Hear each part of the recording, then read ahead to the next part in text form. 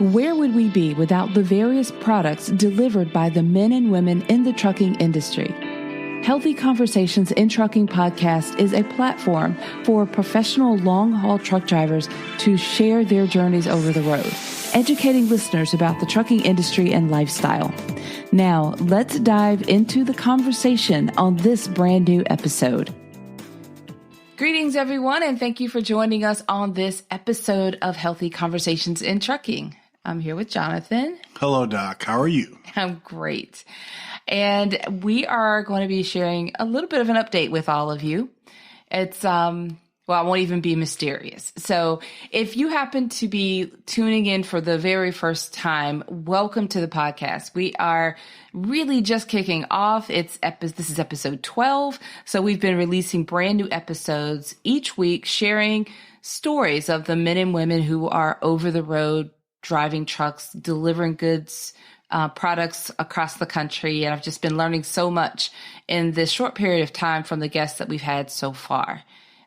We've gotten a lot of great feedback and we're just excited to continue. So, by the way, before we dive into what we're going to talk about, I do want to mention that if you're listening, welcome. If you've been a regular listener, for the last several weeks, we appreciate you. And we want to remind everyone to please share the podcast with other drivers, other people who just might be curious to learn about the trucking industry. And remember that if you would like to be a guest on the podcast, we especially want to speak to the women in trucking. Because we just want to balance it all out. But if you want to be a guest, if you're an over-the-road truck driver and you want to come on the show and share your journey over the road, your story of truck driving, then please visit our website, Healthy Conversations in Trucking, or HCITpodcast.com. And you can click on Be a Guest from the menu, and it's as simple as that. You can schedule a time for us to meet and have the conversation. And also remember to rate us. Write a review so more people can have the opportunity to hear us on different platforms. That's right. If you happen to be listening in Apple Podcasts or Spotify, then there's an option to click on rate or write a review.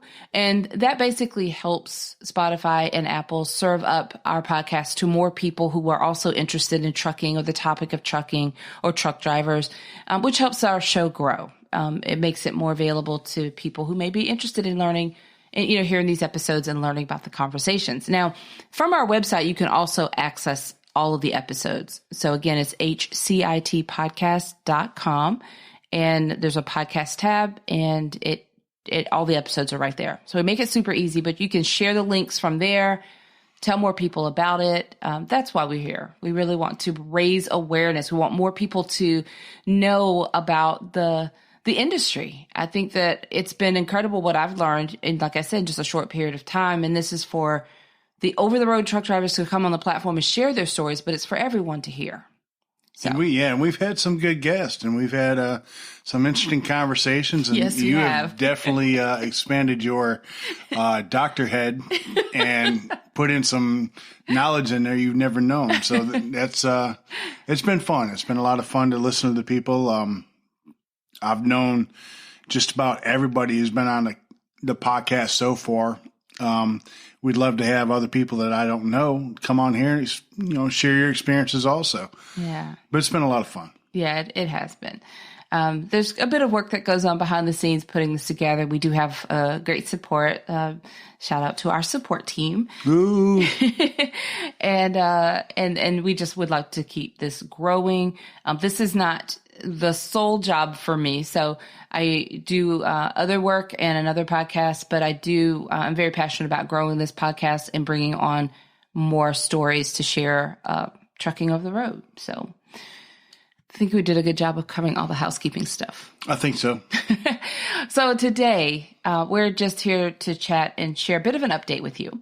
And the timing is rather interesting. When we planned to launch the podcast, we pre-recorded several things, in it early on, and we even did photo shoots. So if you follow us on our social media channels, you'll see, especially on Instagram, and we're on Instagram, Facebook, and Twitter. But we often post pictures of ourselves and car hauling, the truck that John had when he first started, but he's had a bit of a pivot, and it happened shortly after the podcast launched, but we just waited because we had already recorded his full story. So we just decided to wait a little bit, but we'd like to share a bit of an update. So yes, we have an update. Yes. We do. Drum roll. Breaking news. Ding, ding, ding, ding, ding, ding, ding, ding. Well, I think that the title of the episode kind of gives it away. Oh, did it? Yeah. I don't even know what title is. Okay, well, anyway, don't worry about that. So just go ahead and explain. All right. Well, I've been hauling cars for many, many years, and I love the industry. I love hauling cars. I love the challenges that come with putting cars in different locations and getting the height down and balancing the weight. But I had an opportunity fall into my lap that was just almost too good to be true. And I had to do some homework on it, and it turned out that it was just as good as it was offered. And I took the leap. I have gone from hauling cars to conventional condo truck hauling U.S. mail up and down the East Coast. So I'm going to tell, like, all the truck drivers listening understand exactly what you're talking about. But for people who aren't in the industry, that raised so many questions, even for myself. I never really thought a whole lot about how the mail really was dispensed. And I mean, I knew there was big trucks. I did know that much. But there are a few people that said to me, I never really thought about what happened. People in this house. We're not good. I didn't even think about what happened. Like, I thought when it goes to the mail, like goes to the post office, then it just gets mailed off from the post office. So it really kind of brought this whole podcast full circle. So many people just don't understand how products get from one place to another. And mail is a perfect example of that. Yes, it is. We just don't think about the logistics around when I mail a letter from South Carolina to California, what happens and how it gets there. I just can estimate how many days it should take to get there. Or if I'm sending a letter to a relative in, Maryland or down in Florida, I can estimate how many days it should take to get there. But beyond that, I never give any thought to what actually happens with the mail. So that just not just mail, but this whole podcast has opened my eyes to just think about all of everything. I know it comes on a truck, but just the logistics behind how things get from one place to the next. Yeah, and one of the biggest examples out there is Amazon Prime. I mean, you can't go anywhere without seeing an Amazon Prime trailer or a truck or a little box truck anywheres. But to realize what really goes behind the scenes of the United States Post Office has been a really big eye opener for me. And it's something I'm enjoying. I'm learning, and it's something I'm enjoying doing. And plus, I got a lot of silly stories in that truck. So, yeah. Yeah, this is really interesting on so many levels. Like I said, learning about the process with the mail, but also just eye-opening to all the different things, all the different products that are, transported by truck. I'm blown away every single time I interview someone. So I have a question for you, because we often talk about health challenges. I know that it hasn't been that long, and there's not a whole lot of comparison for you at this point, but it'll be interesting to hear as you go, as time passes on, and you really do have comparison. But what are some of the obvious differences for you hauling cars versus hauling mail? Because I know the truck type, the truck design itself is completely different. Oh, head over heels, yes. So how does that change? What are the changes for you? You're not climbing up on the truck and strapping down cars, and you're not, you don't have a vehicle on top of your cab anymore. No. So tell me more about how it's different.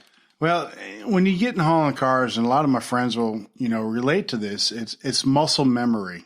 So in the beginning, when you learn how to haul cars, it kicks your butt. It's really hard work. But when you get into a flow of it, and you get your pattern down, it's muscle memory, and it's not really work. It's just, you just do it. The hardest thing would be, walking to get the cars. With this job, all I'm doing basically is driving. I've got to be in the back there watching them load the trailer, but I have no say about what goes in the trailer or how it goes in the trailer. They tell me when to strap it up, the loads or the pallets or the cages that go back in there, and they seal the door, and I don't touch anything else. I get in the truck and drive, which oddly enough frees up myself to do more after I get to where I'm going to, because I have more time on my hands. And I'm not as tired. So I get to work out. I don't understand it, but after driving for 10 and a half hours, 11 hours, I get out and I work out more. I have resistance bands and I have my kettlebells, and I've really started getting into walking. And this would be my third week, and I'm already up to, I think, 11 miles a week after driving 10 and a half hours, 11 hours, being working for as long as I did. That seems to be one of the biggest changes for myself health-wise, is for some reason I have more time to work out. Now, I don't know if that's because hauling cars, it's muscle memory, but it does drain you. You got to load in all types of weather: rain, snow, sleet, hail, tornadoes, hurricanes, it doesn't matter. So it takes a lot out of you. But with this, it's just, I'm in and out on a loading dock in 20 minutes, and I'm in my truck and I'm gone. There has to be some level of motivation in there too, though. I have to believe that there's you're more motivated now to do that. But I do know that. I think I'm more motivated now because all I am doing is driving. And any driver out there realizes and knows that if you just sit behind your truck, your wheel for 10 and a half hours eating snacks, you're going to get really heavy, and you're going to get really heavy fast.